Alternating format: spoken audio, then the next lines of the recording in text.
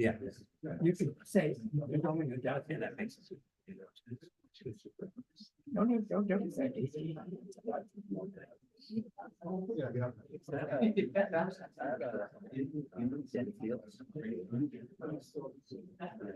Yeah.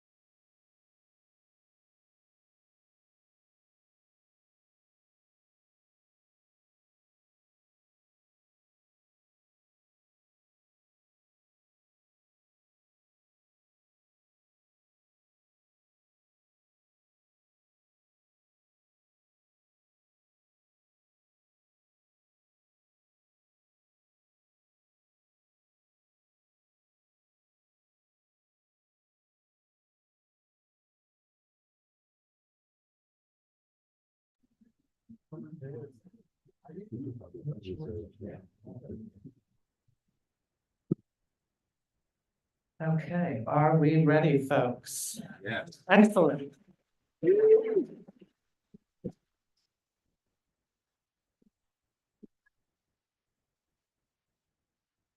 Welcome to this presentation by Cynthia Carr and it's Justin Vivian Bond of Candy Darling, Dreamer, Icon, Superstar.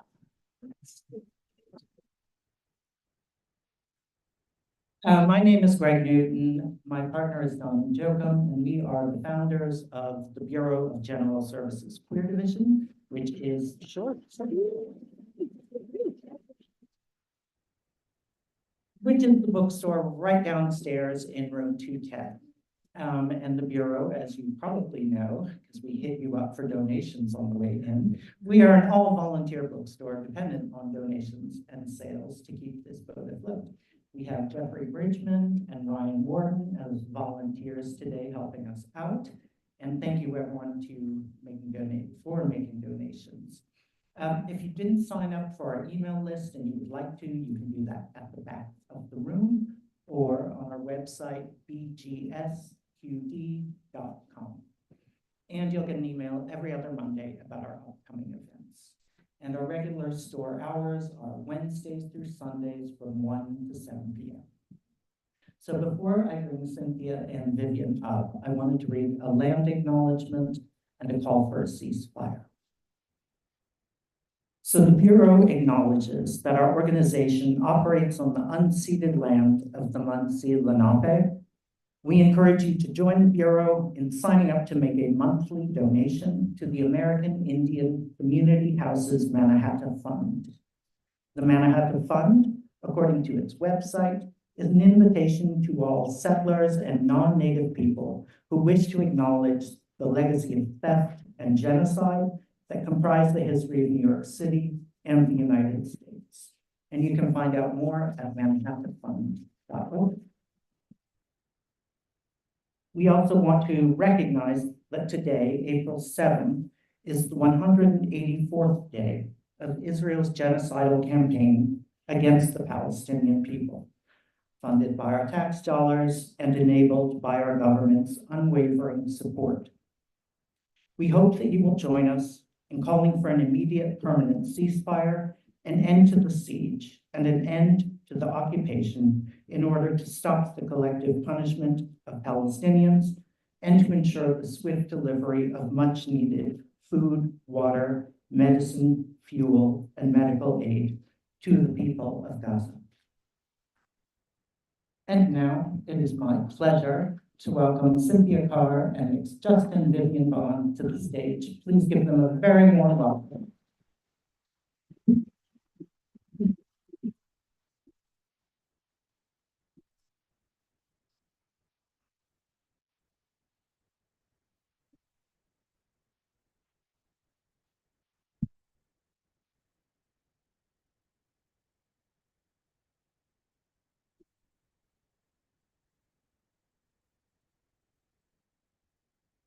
Well, thank you all for being here. I'm going to read a few short bits to get us started. This first one is about Candy and her friend Taffy Tits, who at that time identified as what was then called a transsexual, and actually they were kind of friends and enemies, as it turned out. This is just a short bit. Okay. It was probably the summer of '66 when Candy and Taffy encountered Mick Jagger and maybe a few other Rolling Stones. She and Taffy were staying at the Hotel Albert, then a roach-infested flea bag popular with rock bands. As the journalist Maureen Orth observed at the time, on a good day, the hallways smell somewhere between old socks and vomit. And you could get a room without a bath for $20 a week. The Stones would not have been staying in this dive, but may have visited musician friends who were less established. Guests at the Albert included everyone from Howlin' Wolf to the Loving Spoonful. Bob Dylan and many others rehearsed in the basement, and the mamas and papas wrote California Dreamin' in one of its dank rooms. Taffy did not remember them ever meeting the Stones. Maybe they didn't. Maybe they were simply discussed by other residents. Candy's account is that, quote, we were on the floor above them and we dangled a bunch of grapes down on a string outside their window. Whatever the case, they showed up on the next Stones album. The mysterious lyrics to Citadel, a song on their Satanic Majesty's request, refer to concrete hills, crawling peasants, and people armed with Bibles. The chorus goes, Candy and Taffy, hope you both are well. Please come see me in the Citadel. I'll come back to that later. There's a reason that I read that particular thing. The next little bit that I'm going to read is about the first play that Candy was ever in, and the first play ever written by Jackie Curtis. It was called Glamour, Glory, and Gold, the life and legend of Nola Noonan, goddess and star. So this is now in the fall of '67. And the play was a disparaging take on the Hollywood dream that preoccupied both Jackie and Candy. Nola Noonan is a horrible human being, the worst of Joan Crawford, Jean Harlow, and Betty Davis rolled into one. And she was played by Melba LaRose. On opening night, Jackie peeked out from backstage and spotted Slugger Ann, his grandmother, and his Aunt Josie in the front row. Melba heard him say, oh my God, shit, they're here. Then he grabbed Melba and said, no matter what happens, the show must go on, right? Right? She said, okay. She had no idea what he was talking about. Cue the recorded overture of Hollywood chestnuts from the likes of Judy Garland. Spotlight on Candy and Jackie seated in front of a makeup mirrors at the Sleazy Diner, where Nola Noonan's journey begins. Melba flounced in singing her Red Hot Mama version of Everybody Loves My Baby, and Slugger Ann stood up in the audience belting, they're wearing my fucking clothes. Jackie had raided not just Slugger's closet, but Aunt Josie's as well. Their clothes from the 30s and 40s made such great costumes, and they weren't too happy about it. But they came backstage after the show, more or less resigned to the loan. They always supported Jackie. Candy and Melba share a dressing room at Bastiano's, the name of the theater, but they always arrived already in costume. They both loved wearing all that great on velvet, borrowed from Slugger and Aunt Josie, and from Melba's number too. Sometimes Jackie would pop in tossing glitter, as he called imagination. They talked about the old stars. According to Melba, Candy and Jackie both went through microfilm at the library, researching their favorites, Marilyn, Jean Harlow, Jean Eagles, all the stars that died early, said Melba. Candy liked to imitate the way Kim Novak played Jean Eagles in the biopic, specifically the scene where she walks through a fire escape contemplating suicide. Melba said we were usually walking to the ladies' room as she did that, and she'd be saying, take my hand, I'm a stranger in paradise, which didn't relate to Jean Eagles. That was about going to the ladies. Sometimes Candy would talk to Melba about her name. Should she change to Hope? There were a couple of other names she considered too, but Melba couldn't remember them. Jackie was an audacious and fearless promoter of his own work. He'd go with Melba and Candy to intermissions at established Broadway and off-Broadway theaters, where they'd mingle with the crowds, crowing about their plays if they'd been spectators. Have you seen Glamour, Glory, and Gold? Oh my God, it's fabulous. And the performers, there's this phenomenal new actress, Candy Darling. Jackie also called the gossip columnists and the critics. Glamour, Glory, and Gold was reviewed positively with praise for Melba LaRose in the New York Post, the Daily News, Backstage, Show Business, and most important, the New York Times, where the critic Dan Sullivan noted, a skinny actress billed as Candy Darling also makes an impression. Ruth was the first female impersonation of a female impersonator I have ever seen. Ron Lake, the director, had kept Candy's gender identity a secret. Jackie pushed for this too, and no doubt Candy agreed. She wanted to be viewed and reviewed as a woman. Okay, now, on the weekend that, oh, and here's important, Warhol came. Warhol had enjoyed the show so much that he gave them a blurb they could use on their posters. For the first time, I wasn't bored. On the weekend that Glamorgorian Gold opened, the Rolling Stones were in New York to shoot the album cover for their Satanic Majesty's request. That must have been when Warhol saw the play, because he reported that after the show, he went to a club called Salvation on Sheridan Square, where he sat with three of the Stones, Brian Jones, Keith Richard, and Mick Jagger. In walked Jackie Curtis with Candy, and two men they were clearly trying to dump. Andy headed to the dance floor, but Jackie went to sit with Warhol and the Stones. He told Warhol that he and Candy had just been to Max's Kansas City. That was his second visit there, but Candy's first. They'd been seated upstairs, Siberia by Max's standards, and barred from back rooms celebrities congregated. A couple of months after this, Candy was again at Max's, this time in a coveted seat at Warhol's table in the back room. The Stones song Citadel began playing on the jukebox. Candy announced that Mick had written the song for her and Taffy. Then why, Warhol wondered, hadn't she come over to say hello the night they were at Salvation? I was too embarrassed, Candy told him. I can't tell those Stones apart. Which one is Mick?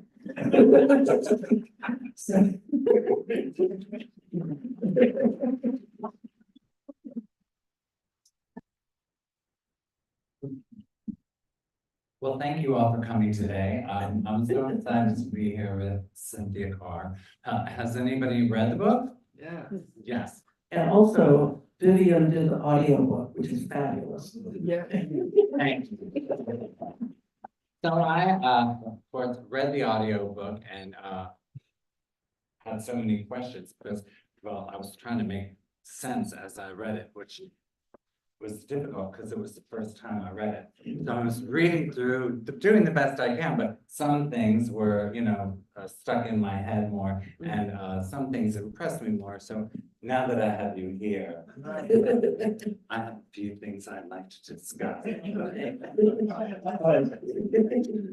Well, first of all, I was curious to know, because I loved your book about David Wojnarowicz, and I also loved on Edge. Yes, that was very influential for me because I came out about the time I moved here. If you haven't read either of those books, they're both really wonderful, and I encourage you to read those as well. But I was curious to know what made you decide to dedicate the next 10 years of your life after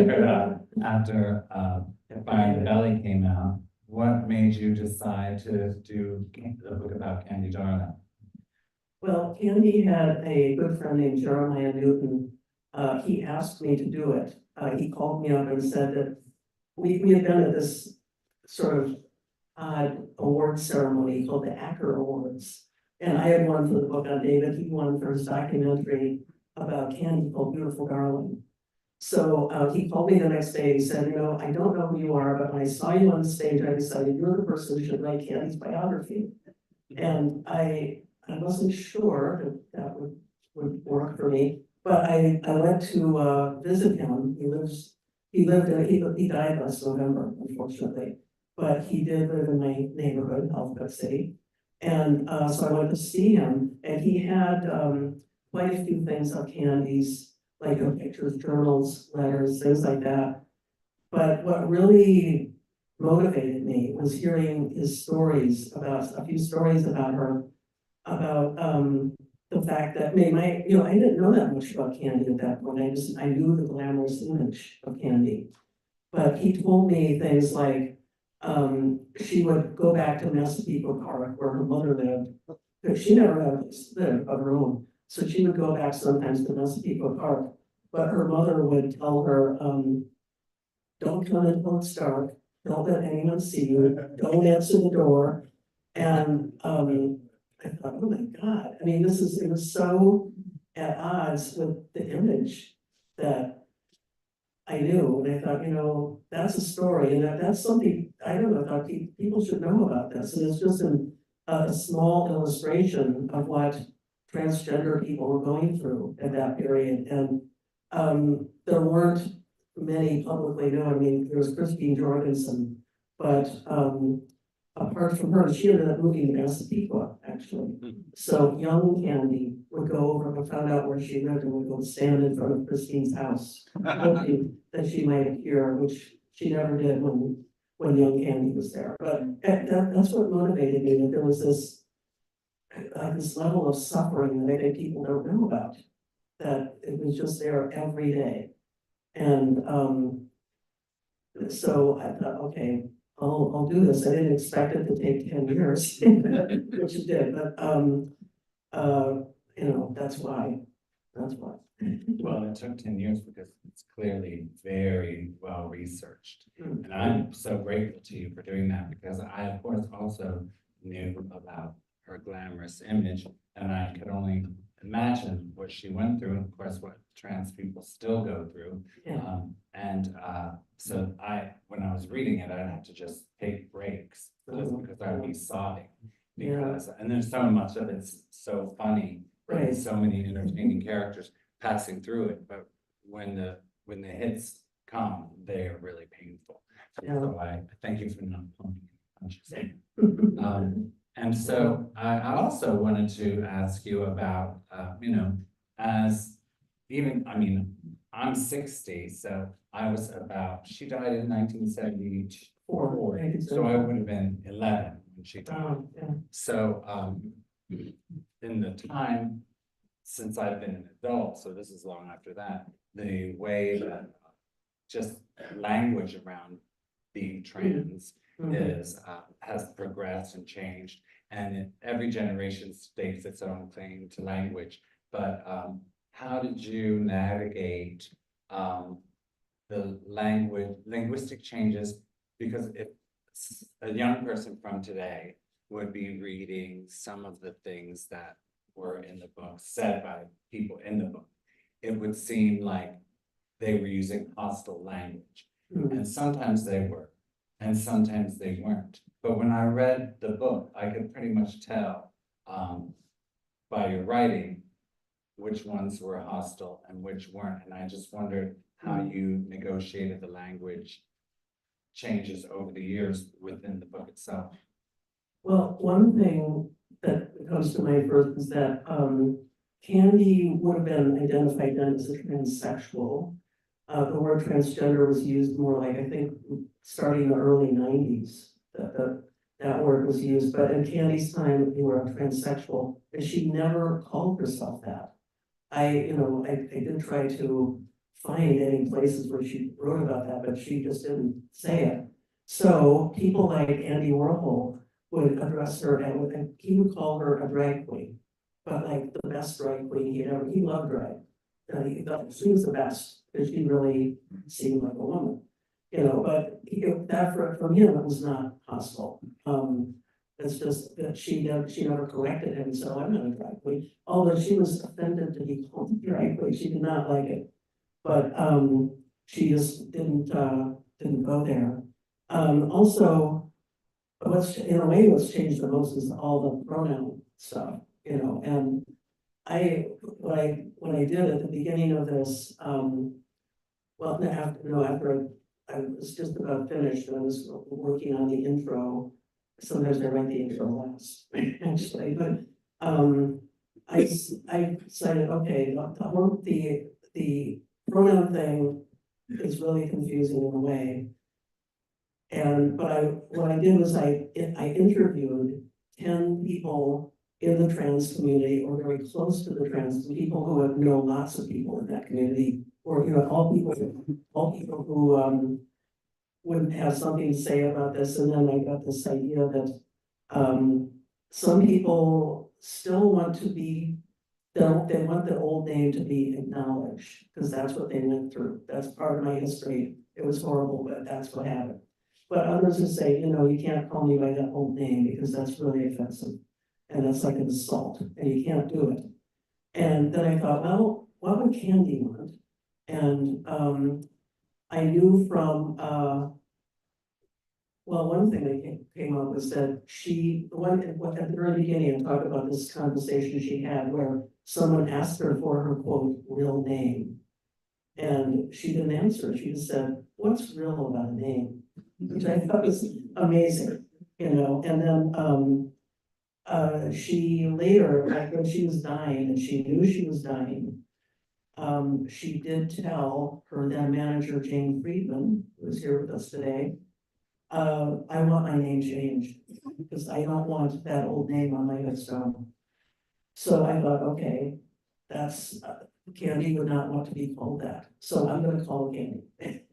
I won't call her the old name, you know, but other But you people. use the old name Yeah, as but part other of the people, history. yeah, other people were calling her that, and I can't really change their quotes, you know, but I thought also it sets up what was going on with her all along, this sort of, you know, confusion and this weird state she was in where she knows that, she begins to know that she's a woman, but she's still being identified as, you know, a little boy or whatever, and that's the state that she was in. So her family and her friends at school are calling her the old name, but I'm not going to. So I think, I hope it's not confusing in those first chapters. I think it comes through what was going on. And, I mean, she couldn't wait to get out of school. I mean, you can imagine what torture she was going through, at school. And, so she got out as soon as she could and went to beauty school, where almost everyone there was a girl. And that suddenly she could relax. You know, because even when she was in the other school, her friends were girls. So, you know, the boys wanted nothing to do with her. Because it was, you know, she was so effeminate and she wasn't a boy. Well, it's interesting to see how she also negotiated or tried to, the medical transition, which I'm not sure how far she went with that, but I know she went through phases, it seemed in the book, where she was more intent about having it done, and then it would kind of fade away, and then it would get more intense. And so what do you, how do you see that as like a way? I don't know how to ask the question really, but do you see it as like something that had more to do with what was happening in her life, or what was happening in her mind that would change her intentions about that, or if you think her intentions changed at all?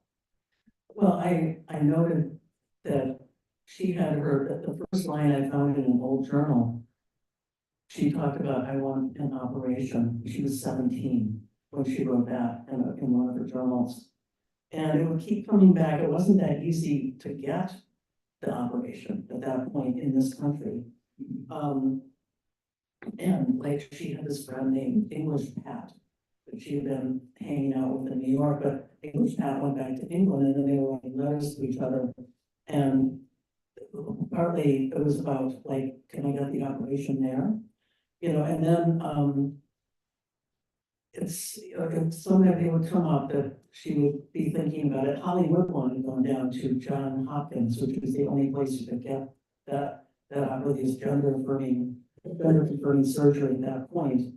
And found out that actually there was a whole process you had to go through, a certain number of, I think months or even a year, that you had to be living as a woman every day, you had to do this. And Holly was just outraged by that, because she sort of been living as a woman for a while, like, I don't deal with that. And then she, and you have to get on a waiting list and all that. So, I have no idea that Candy and Holly ever discussed that, because it happened, I think, a little bit before or around the time that they first met. So I don't know what their conversations were about that. But I know that at one point later on, Candy met a trans woman named Judy Bowman, who's, thank God I was able to talk to her. She lives in Las Vegas, but she was the same age as Candy, and they didn't know each other. And Judy had the surgery, and it was botched, and she nearly died. I mean, she had to go get a second surgery with her first one. She almost bled to death, and she told Candy, you know, you better wait. You have to wait. And I'm sure Candy was not happy to hear that, but you know, someone going through it and having this terrible experience of that, okay, I have to wait. So, but it would come up every once in a while that, she would write something in her journal about it, you know, and, so she definitely wanted that, but of course, she didn't have the money for it either. I mean, she did end up with some rich friends who maybe could have given her money, but it's not like she could have paid for it, you know, so, that was another problem. And, you know, she died in 74, and, it was getting a little more common by then, but still, I guess it seemed really risky, you know. So, but, you know, even as, she's someone, I know it's different for everybody, but she was someone who seemed to know that she wasn't quite fitting in, even in kindergarten, you know, so. And, she wrote in one of her journals, I was a recluse at 7, you know, so, I mean, she had a handy early on. At some point, there was this journal that, thank God, I found it at Jeremiah's house, it was back behind a bunch of books, he didn't even remember he had it. And, but it's from her teenage years, it's the crucial years, and, at one point, she was made to go to the shrink at the school, and wrote in this, a kind of a list for that day, like, you know, I'm working on this paper, I'm gonna go to the candy store and work on it there, or, and then, oh, I'm wearing mantan and it looks so cool, and, oh, the shrink said that, I have a problem and I'm queer, and that's all. And then written in later, like in the opposite page, was as if I didn't know. But she had no problem. I mean, that's the thing that was sort of amazing to me. This there, that's like, this is who I am, you know, and she wasn't anguished about it, so. I have also wanted to ask you about Candy's relationship to feminism. And I want to know sort of like your take on it, because to me it was so clear because of her obsession with old movies and sort of television of the 1950s and 60s that she was raised on. And it didn't seem by the time she died that she had really evolved much from that sort of mentality, but I thought maybe you could talk about it a little bit. Okay.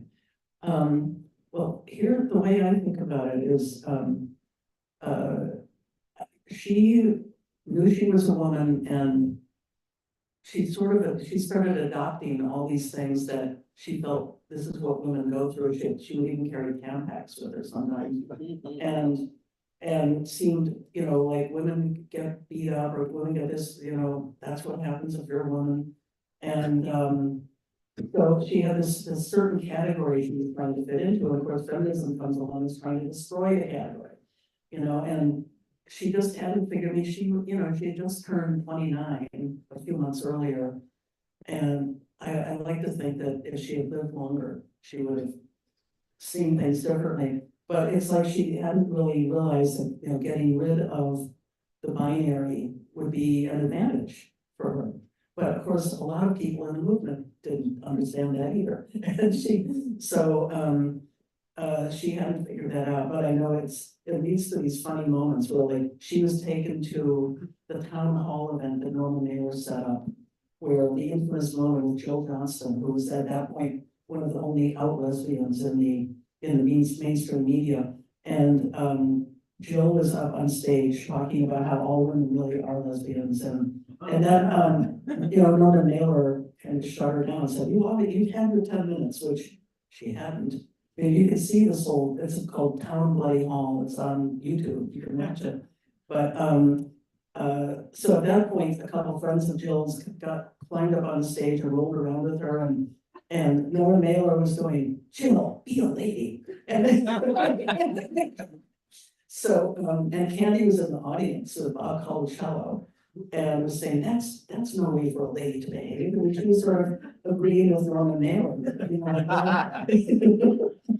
but, Wasn't he also from Long Island? that maybe that explains it, yeah. But, yeah, she wasn't, down with that program at that time. It seemed like it was sort of threatening to her. And it was also part of her sort of, for lack of a better word, role play, wasn't it? Because she would come in with these dramatic flourishes about, Yeah. you know, whether might have been true, might have been a little true, might have been embellished about, some sort of violence happening to her. Right, yeah, yeah. Oh, I messed up your jacket because the guy I was out with was trying to beat me up, things like that, who knows if that really happened? So, but yeah, that was part of it. Because of the tragic roles of like Kim Novak and. Yeah. That's where she felt she belonged in those dramatic roles. Right, And, right, running into places and saying, I'm Jean Eagles. yes. I'm Jean Eagles, that was one for, I don't need you, I don't need anyone, I'm Jean Eagles. That was one of her favorite sayings. And people probably don't even know who Jean Eagles is anymore, but she was around, I think, in the 20s. Well, she was a character that Kim Novak played. Yes, And yeah. maybe people don't know who Kim Novak is anymore. Well, that's true. But, And Kim Novak was her favorite. yes, All she actors. sort of modeled herself after Kim. Yeah, yeah. More so than, a lot of people say that they think she reminds them of Marilyn, but I just think that's a lack of education on there. Right, you have to really know the movies like Candy did. I mean, her favorite movie was Picnic. And I think she knew the entire thing by heart. She could do whole scenes from it. She knew every line in the movie. And didn't she just start randomly doing lines from those movies when she was in plays? Well, that could happen too, yes. Yeah, that she would go, it even happened like when she was in the Tom Ian play, the White Horse Bit Player. She started going into something from Kim Novak, and of course, Tom Ian was like horrified, like, ah. So, but yeah, she did that a few times. And in fact, I think she even asked the director's permission. Can I just add something from, maybe from Picnic or some movie? They'd say, no. No, and, but I think at least once she did it anyway.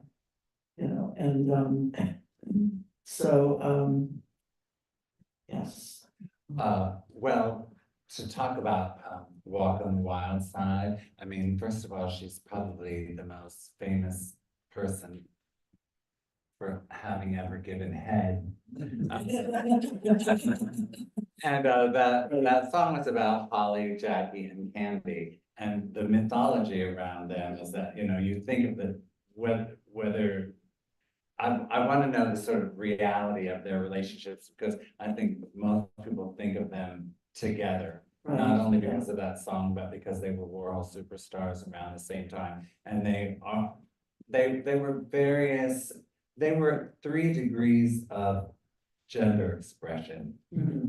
none of them traditional. Right. And because Jackie sort of went from didn't Jackie go on hormones for a while? Yes. And then a few years later was living as James Dean. Yeah.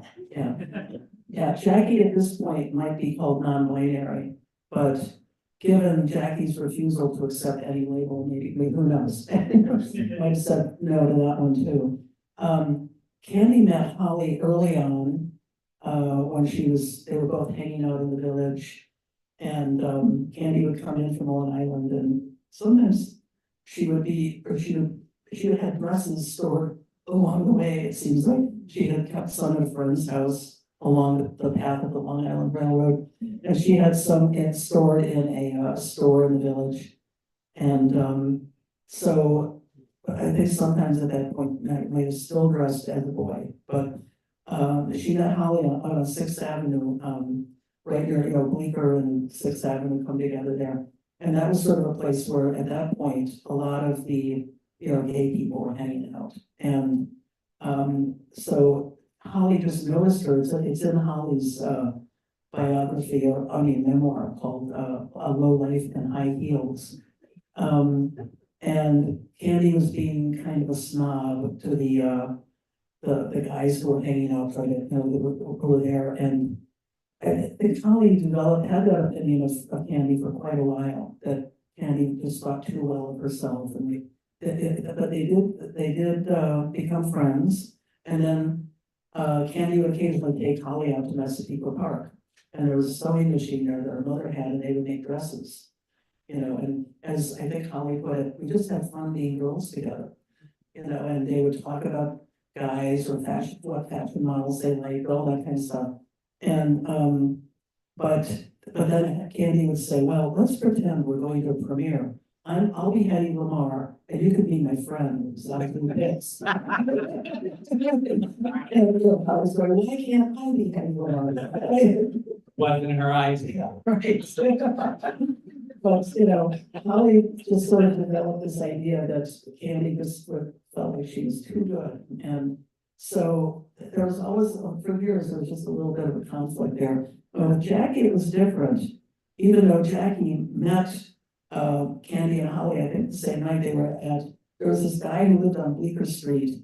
Candy would crash there sometimes, or I'm not sure what was going on there, because I think the guy was kind of a chicken hawk, but his name was Seymour Levy, and they were, Holly and Candy had gone there to watch Color Me Barbara. You know, so, and then Jackie showed up to watch it with them, and Candy and Jackie hit it off right away, just talking about movies. And then, of course, like from the thing I read, you know, that Jackie started writing plays that Candy could be in. And I have a whole chapter in here on a Jackie Curtis play called Vain Victory, which was like a big, maybe, and in some weird way, it was the highlight of Candy's career, because it was so popular. You know, they were selling out shows. If the theater held 65, they put in 75. You know, people loved that show. They'd come see it again and again and again. And Candy had the lead part.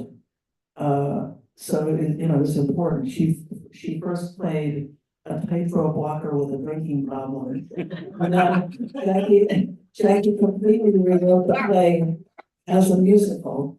And then she played a mermaid in a wheelchair. And I do think Bette Midler was in the audience. Because Bette Midler was part of the downtown scene at that point. Bette Midler appeared at La Mama early on and was in a play with Jackie Curtis at La Mama. And so I'm sure she came to see that and used it later in her own show. But anyway, that was the connection with Jackie. And then, they all started to kind of pull apart. And because Candy was getting attention from Warhol, etc. And although all three of them appeared in Women in Revolt, but there were times when Warhol didn't really want to hang out with Holly and Jackie, but started taking Candy around to parties at socialites' houses. Hence validating her snobbery. Yes, it's true. And I mean, I was happy though that at the end, when Candy was sick, she went to see Holly, who was by then doing cabaret act, and then went backstage to tell Holly that she thought it was really so great. And Holly was surprised, why is she really here? But they sort of smoothed it over. They were becoming friendly again. And so that was a good outcome. And I think the thing with Jackie is that sort of went up and down, that relationship. But the three of them hanging out, I don't think happened all that much. And in fact, in Women in Revolt, they only had one scene together. So it's too bad. It really is a myth. I also had a question, which I was reading this when I was reading it, and I came across the name Jackie Collins. So if you listen to the reading that I did, I would sort of try and give shadings of the characters without, doing impersonations. And so we got to Jackie Collins, and I had an engineer in the studio, because if there was somebody we didn't know, he would Google them and try to find out. So I would have just more of a clue. Well, we couldn't find who this Jackie Collins person was. So it started out at this dinner where they were with this sort of like pseudo Jackie Collins, Joan Collins sister, Right. fake English accent that I was doing. And then a couple chapters later, I found out she worked as like a civil servant or something like that. Yeah. And then I dropped the accent. So Well, if you read the new handbook, listen for that. She may have had an accent because she was from South Africa. So, so I don't know, I really looked hard for her, because she's so important at the end there. Yes, and that's, And so, and thank God Jeremiah did like 3 interviews with her that I could transcribe. Because it's all, and I mean, he told me that he lost touch with her and he thought that she had moved to San Francisco. So I tried finding her there, I tried, I'll put it in on Facebook, maybe she moved back to South Africa. I really tried everything I could, but, I just couldn't find her, and she could well be gone by the time I was doing this. But, she was an important friend at the end of Candy's life. And,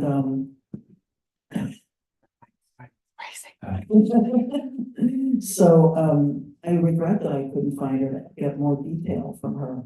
But, again, thank God, Jeremiah wanted to write the biography himself. And he started interviewing people, after she died in 74, and he had all these cassettes. And, he really wanted this biography to happen, so he gave them all to me. And he had never transcribed them, but I transcribed all of them. well, it's wonderful to see what a great friend he was. Isn't he responsible for, her burial of, it's near Cooperstown, isn't it?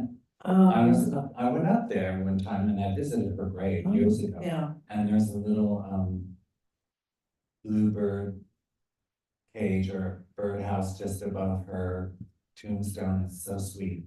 I didn't see that. I did go up there. Cherry Valley is the Yes. name of the town. I did go up there, but yeah, at the end, I mean, this is a really sad thing. Jeremiah got to know Candy's mother. And, for one thing, I'm thankful that he did, because he interviewed her. And there are things that she said that I could have never found anywhere else. But, so they were acquainted, but she left Massapequa Park and moved upstate to be near her other Candy's half-brother, who still lives up there. And, so he went up she invited him up to visit, and he wasn't sure why. And then the next day, there was like 1 bus a day, and she was like, it was half an hour to the bus. And she said, well, she opened up the hutch in the living room and said, here's Candy's stuff, take whatever you want. And Jeremiah said, I didn't even take a thing to carry it in, I didn't know I was coming up here for that. And she said, oh, you didn't? And then she went and found an old suitcase and some bags, some, shopping bags.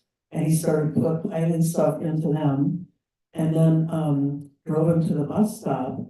And then, she handed over Candy's ashes and said, there's no place for Candy.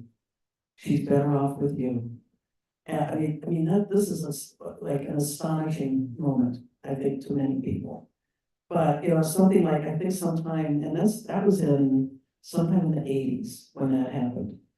And I think it was like 10 or 11 years later, the mother wrote to him and said, I'd like to have the ashes back, because now, her half-brother has set up a cemetery up there and she can be buried with her father. And Jeremiah's going, what? Her father? She hated her father, and he was so awful to her. And, Jeremiah said, he just lied. He said, oh, I already buried them. They're with my mother. And I put them in my mother's grave. And actually, that is where he put them eventually, but he hadn't done it yet. So that documentary called Beautiful Darling opens with him. He inserts the name Candy Darling on this form from the crematorium, because he's afraid that they'll put the dead name on the headstone. So he inserts Candy Darling onto the form at the very beginning of the movie. And then, that's where she ends up, but it's something like 30 odd years after she died before she actually gets buried. another thing that I thought that I wanted to bring up is that just for all the, difficulties, and she had such a difficult life, it's really hard to, get your head around it. But the thing that also was special about her life was that at certain points throughout, she had these like, sort of like guardian angels step into her life and kind of make things bearable, you know, like obviously the Andy Warhol thing was a gift and also maybe not always such a gift, but Yeah. then there were people like Jackie Collins who nobody ever heard of that Right. really made such a huge difference. And there was Tennessee Williams. Yes, yes. Well, yeah, she was in one Tennessee Williams play called Small Craft Warnings. And it was really the idea from the producers to put her in because they were having trouble selling tickets. So they decided, oh, if we put Candy Darling in, it will draw a whole new crowd and, you know, we'll sell some tickets or whatever. So, but that meant that they had to get rid of one of the other actors who had been doing that part. And, so then on the day that Candy was to start, she came in and went to, of course, to the women's dressing room. There was one other woman in the play, and her name was Helena Carroll. And she had like, you know, a whole history as an actor. She'd been trained at the Royal Academy of something or other in London, and, you know, and she appeared on Broadway, and, you know, Candy never studied at the theater. It just seemed to come to her. I mean, she Studied acting and being a star. Right, but anyway, Candy goes in and Helena Carroll calls out to the stage manager, get it out of here. Get it out of here. And, so Candy just picked up her bag and walked out smiling. You know, she never betrayed how this stuff felt to her. She always kept like, no problem, you know, but that's what she put on the surface, you know, no problem. And then, Tennessee Williams went into the men's dressing room and said, can Candy come in here? And, well, no, you know, we have too many already, there are too many men in play. There's no room for her. So, they ended up putting her in a, like the broom closet, or this storage space / broom closet, where they put in a little table for makeup and mirror. And, so that's where she went. And Tennessee Williams would go in there and sit with her. You know, on Sundays, he really hated that they were treating her this way. And later said, he was writing his memoir at that time. And would talk about Candy, and we would take her out to dinner at Sardi's and all this stuff. And that he said, she's becoming my closest friend in the cast. And, you know, Candy's reaction to all of this, to be in a closet, she put a star on the door. Which I thought, I love that gesture, you know, it's so great.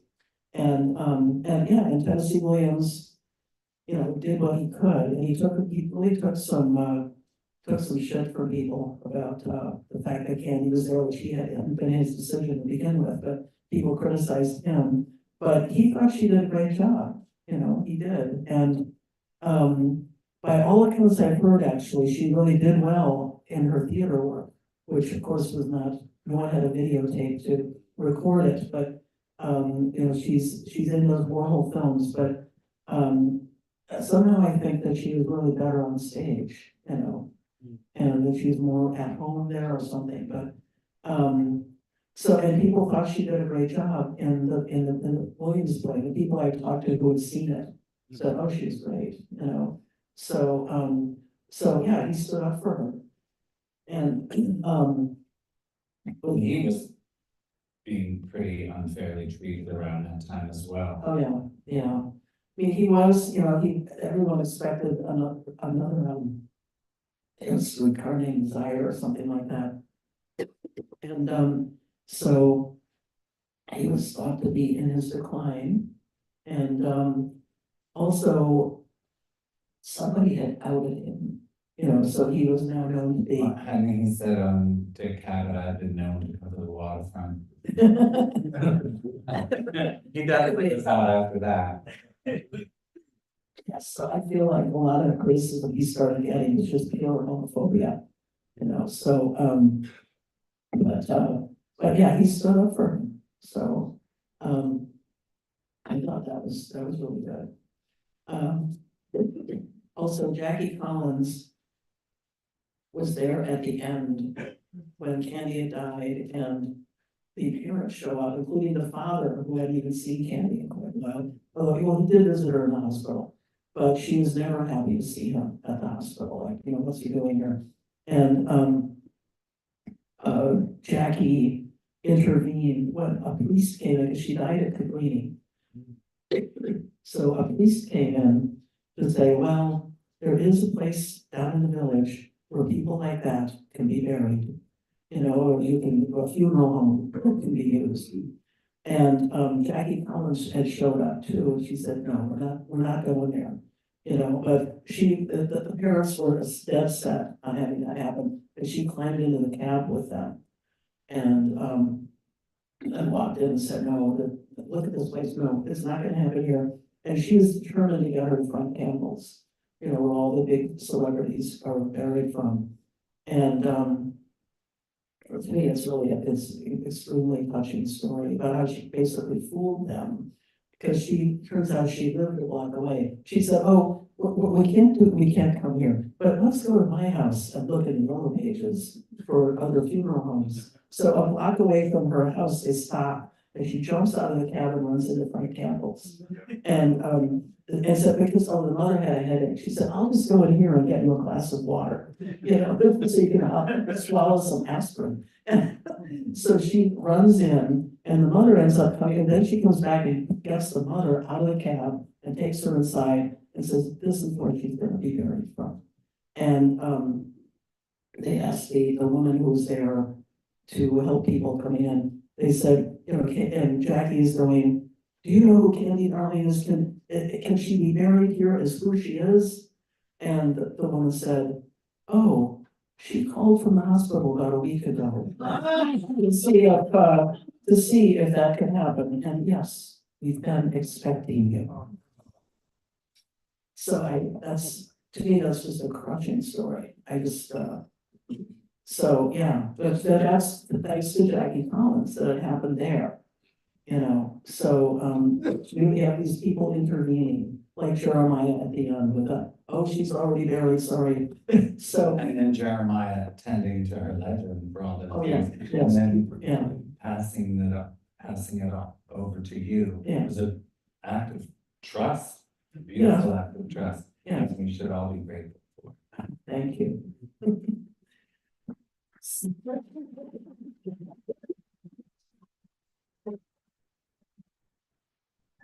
Yeah, I have a question. Okay, any questions? Back there. Not exactly, but specific comment. We're talking about memorizing the movie soundtrack. Jackie had a reel to reel. I mean, we forget.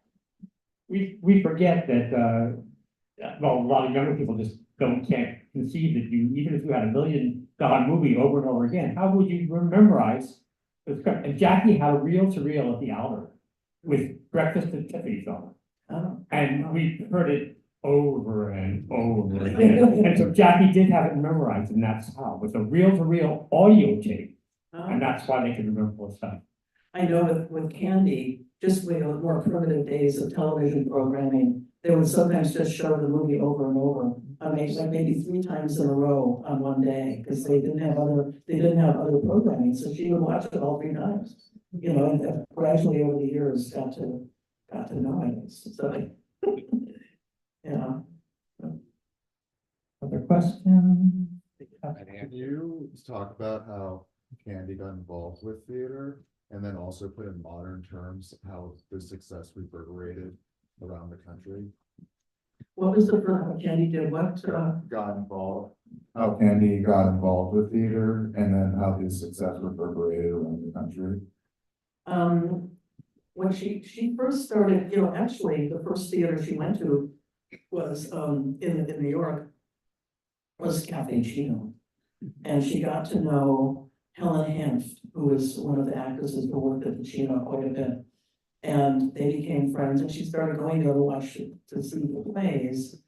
And then at some party, she met the director who she worked with a couple times later, named Ron Link. And she said to him, you know, do you think that I could do theater? You know, and he didn't really answer, but you know, she was thinking about it. She really she wanted to do that. And I know that she certainly didn't do any acting in school because she couldn't wait to just leave the premises.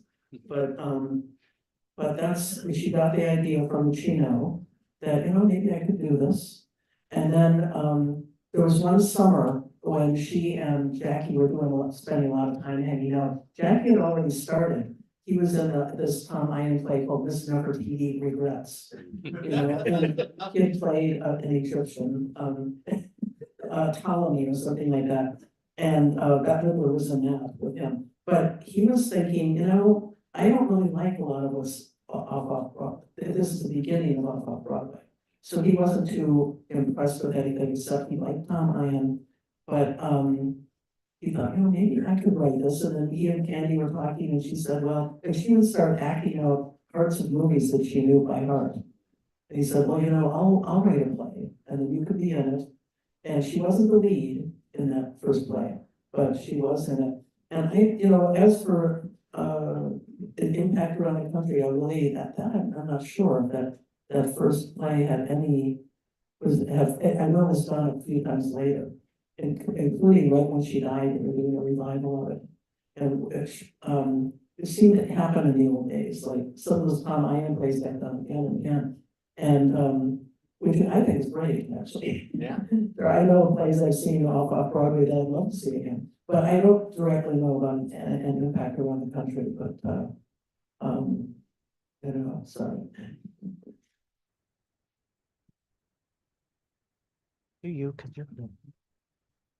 Hi, thank you for your work. I look forward to finishing it. Can you talk about Miss Darling's movie career? Apart from the Warhol films, she was in some other movies, but she had really small parts. And sometimes didn't even have any lines. And they're not great movies, I have to say. But she got paid to be in them, and that was important. And there was one that she did with her friend Paul Ambrose, where it was a Sophia Loren movie, but really called La Mortadella. It was really a bad film. But Paul Ambrose got to play a trans woman and had lines. And it messed them up so much that it took the entire day to film that one scene. And Candy was just sitting there, had no lines at all. So that really pissed her off. But anyway, yeah, she was sort of there's another one that she was in where she's kind of what they call background. I think for extras, she's dancing at a party or something. But yeah, she was in a really bad horror film. I don't think she had any lines in that one. So yeah, it's the Warhol films that are best known. Yes, some of my best friends are. Oh, yes, actually, yes, you're right. That was actually, I thought she was good at that, and, but it never, it didn't have legs, as they say. It didn't go on to be acclaimed or anything. It came out just after Boys in the Band. So I think compared to that and it didn't do very well. But yeah, she played, she was in that one, she was playing a drag queen. So, and she wasn't happy about that, but she thought, okay, this will help my career, so, and I think she was good in it. So, yeah. Cindy, could you talk a little bit about her relationship with her mother? Because the fact that she was allowed to go home when she was 17, and then this other horrible thing about. Right, okay, yeah, that's a good question, because her mother clearly wasn't eager for the neighbors to know anything about Candy, but in a way, she was actually proud of her, and really, she made an effort. She took her to see Harry Benjamin, that famous early doctor who was an endocrinologist, I guess, someone who would give you hormones. She took Candy to see Dr. Benjamin. And I don't think too often because, the family didn't have that much money to pay for a doctor. But she came to see Glamour Boy in Gold. She, in her own way, tried to be a support.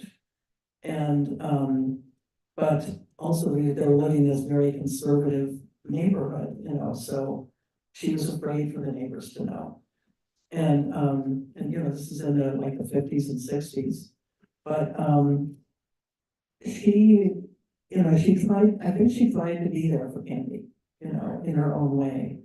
And, I mean, she married Candy's father again, after the divorce, she married him again. This is when Candy was still like, you know, maybe 17 or 18 or something, and she thought, well, she just needs a male influence in her life.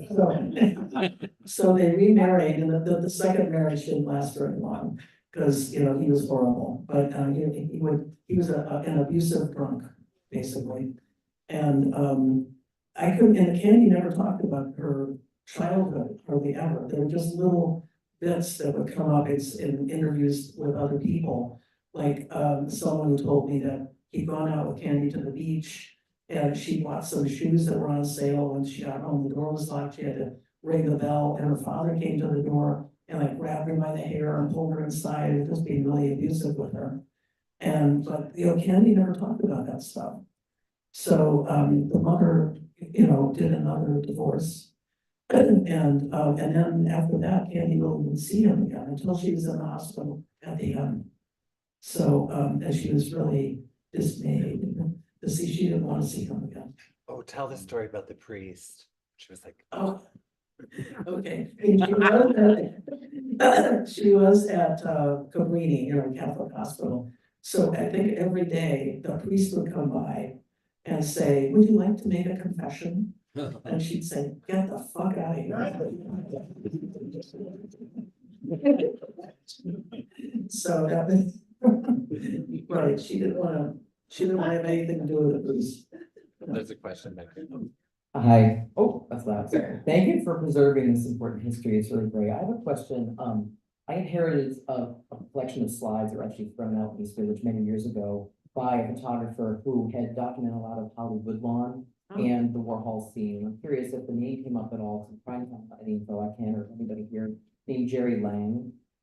I don't know if that name came up, but I'm trying to I find don't it. think I've heard of that person, no, I'm sorry. but that's great that you have it, that's. Well, good, yeah, it was all these photos of, mostly it's actually Fire Island from the late sixties to Oh. the eighties, and trying to put together something. If anybody knows the name Jerry Lang, or anything, that would be helpful. Thanks. Okay. Well, as far as photography, the photo in the book where she's in her bed, I always thought that was her deathbed, that's, you know, afterwards she soon died, but that's not true, is that, I think? Yeah, that was during the first hospitalization, she was in 3 times, Right, okay. and that was the first. That's what, you know, they've ended up, I don't know if it's the Hujar Foundation or whatever who decided on that title, or maybe he called it that. Because, and she was only, at that point, I think she was only out of the hospital for a short time, and then there was another one, and then she was out for, like, she was out for her last birthday, so she was out for maybe end of November until sometime in January, where she went in for her final hospitalization. Right, I think that be labeled my deathbed? I doubt if she had anything to do with that, but she did want the picture taken. Yeah. You know, she had Jeremiah call all the photographers who ever photographed her, and none of them would come. So he called Rujar, he never photographed her, and he instantly came, "Oh, okay, well, you know, give me an hour or whatever it was, I'll come right over, you know." So, and she wanted that because she was about to have surgery, like the next day, so I, you know, she had the sense, I'm still looking good, I don't know what's gonna happen, but let's have a picture today. You know, so. Questions, let's wait until we get the mic so the audience online can hear your question. This is a question only a New Yorker could ask. Did she ever have her own apartment in Manhattan? Was she served the whole time? Yeah, for a while she moved in with, this guy named Sam Green. And he gave her a room. But he wasn't, well, I can't remember how long that lasted, it was a few months that she lived there. And, so at the end, she was kind of cramping his style because she would tell people that he was her boyfriend. and he wasn't, so, but, no, she never had a place. Jeremiah would always give her a place if he had room. I know at the end of his life, there were too many stairs to climb. He couldn't climb the stairs, she was too weak. But at other places, he would always let her stay with him.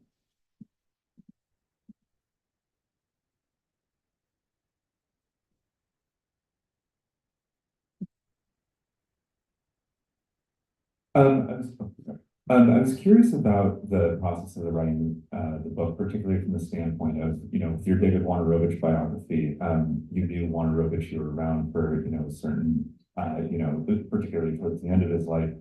And it seemed, reading that biography, that was a big part of constructing, his persona and, what he was like as a person and that sort of thing. And so I was wondering, because it doesn't sound like you, have ever met, Candy, and I was sort of wondering how with this book, the difference in process of sort of like reconstructing that person on the page that you didn't know as well. It was a little scary, I have to admit, but I felt like I was able to talk to enough people, and I had over 40 interviews from Jeremiah, and then I talked to something like 90 people, some of them way more than once, like dear Augusto Machado, I was right here in front row. Went through many interviews I made. And thank God for Augusto. They were really a wonderful informant for me. So I felt like I feel like I got the basics and I could fill in like the key moments in her life. I really got them. And but yeah, I didn't get here until 77 and she died in 74. So it was a little different, although I do have some memories of those days. And I just want to insert, having read the book aloud, that I'm so grateful for Augusto, because you gave all the colors and shades of sisterhood that go throughout the book. I think. Yes. So thank you for that. Yes. So it's a beautiful contribution. Oh, yeah, very, very important. Yes.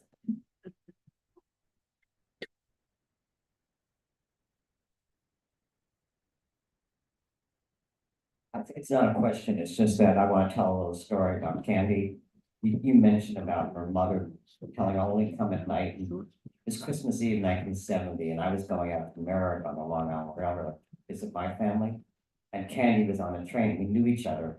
And as I got off in Merritt, Candy says, I know exactly what's gonna happen when I get home. My mother's gonna say, for God's sakes, Jimmy, it's Christmas, can't you be a boy one day a year? Right, but she couldn't. Yeah. One We more. have time for one more. Who's the lucky questionnaire? I'll give you. So Lucha did the photographs of her that we see. When did Shayla do the photographs of her and her mother together? That happened after. That was that picture. She may have even gone out to Massapequa Park. There's a picture of her and her mother. They're in the hospital. But they're in the hospital together. Could be, I can't tell from the picture where they are, but that was the last picture that was ever taken of her. The one by Shayla Bay Powell. Yeah. And who did look up, for example, a wonderful portrait of Augusta. She was a great photographer. So She did everybody done. yeah. So.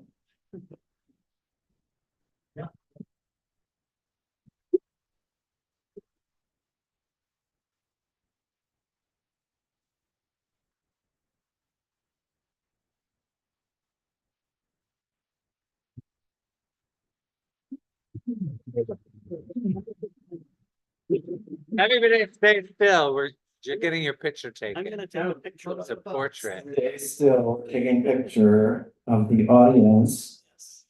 And we will have books signed, so if you have your copy, if you purchased one, if you didn't, we have more in the back, so please hang out and visit. And we'll see about setting Cynthia up where we'll sign at the back table, so if we can form a nice orderly line around the side of the room, that would be lovely. Thank you all for coming today. Please tell your friends that couldn't be here. We have the video on YouTube, so if you want to go to our YouTube channel, Bureau of General Services Career Division, you can watch it there. Thank you. Feel all right.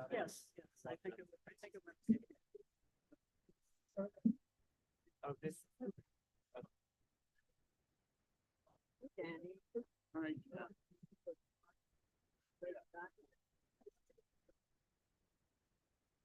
All right, thanks.